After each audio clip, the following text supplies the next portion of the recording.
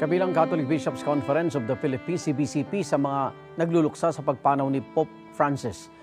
Kaunay niya makapanayam natin ang Director for Broadcast ng CBCP na si Father Francis Lucas. Father Lucas, magandang umaga po.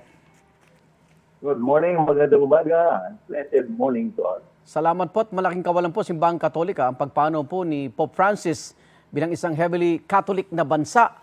Ano pong mga pinaplano aktibidad ng ating simbahan sa Pilipinas?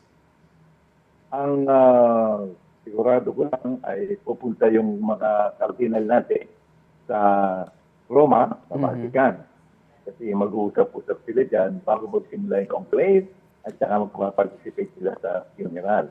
Dito naman sa Pilipinas, sigurado ko yung mga misa, mga panalangin para si Pope Francis kasi bahagi pa ng kanilang puso noong 2016 ang mga naiwang alaala ni Pope Francis sa ating bansa. Bilang pari, ano pong aral mula kay Pope Francis ang tumatakbo sa inyo at regular niyong sinasama sa mga homily o sermon pag nagbimisa?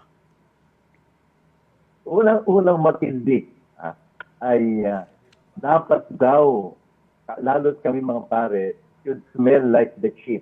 Sabihin, nakababad kami sa aming mga pinaglilingkuran.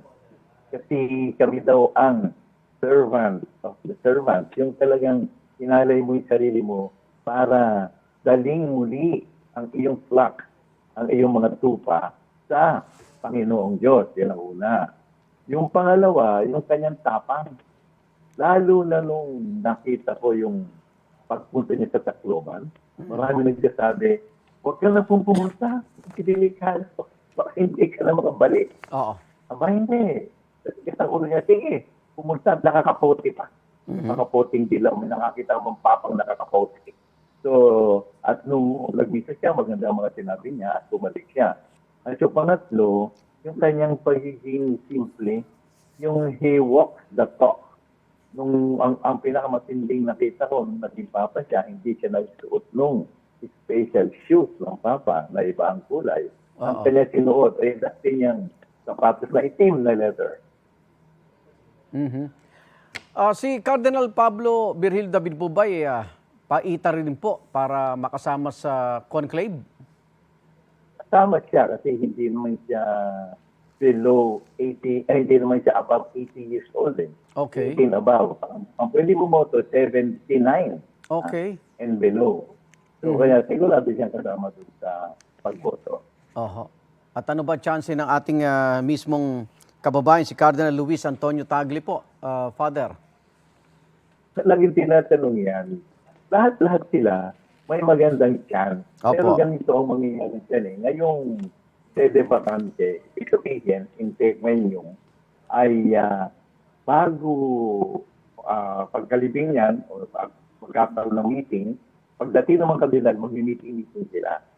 Yung usap-usapan lang, chika-chika, at maaring ilinya nila kung ano-ano sa pagkinom ng panahon ngayon ang uri ng kailangan papa. So, hindi naman kampanyahan yun, nag-usap-usap lang. Kasi galing sila sa iba't ibang bahagi ng daigdig. Kaya yun ang pag-uusapan. Pero pagpasok sa conclave, wala na yun. Nakakulong na sila dun. Opo. Maghihintay na lang sila ng pagboto ng bawat isang cardinal elector. Opo. Sa ating mga Kaya si mananampalataya... Cardinal Tagle, Opo. okay mo, pwede siyang manalo, pero ang Espiritu Santo talaga ang magbibigay.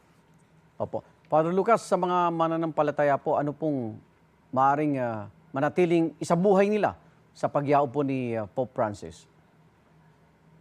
Balikan lang natin ang mga sinabi niya na nandito. At ang palagi niya sinasabi, mercy and compassion. Pag nawala yan sa buhay ng tao, magkakawindang-windang tayo.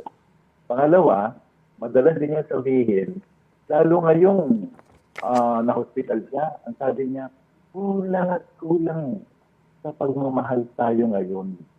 Yan lang ang tanging solusyon para hindi magkakalakalabas ang mga buhay ng tao. At kung mababalikan ko nga, yung una niyang sinodo, yung synod, ay na-predict ko yun nung interview ko nung siya ay nung na-interview ako nung siya ay maging papa, sabi ko, family ang uunahin niyang bigyan ng pansin. Tama nga, kasi nagsinod ng mag-anak. Mhm. Kasi nga kung tutusin natin, ito isa sa malaking problema ng daigdig ngayon. Nakakawatak-watak ang mag-anak. Marami nang ayaw magpakasal para mas madali maghiwalay. Yan ang klase pag-ibig yun. Kung ayaw ka mag-commit ng sarili mo, ayaw ka sumumpa na mayroon kang mamahalin forever. So yun ang nakita kong mga tatlong bagay na Opo. dapat natin ikintal sa ating isipan at tanda. Maraming salamat, Father Francis Lucas, Director for Broadcast ng CBCP. Ingat po. Okay. God bless. Igan, mauna ka sa mga balita, mag-subscribe na sa GMA Integrated News sa YouTube para sa iba't ibang ulat sa ating bansa.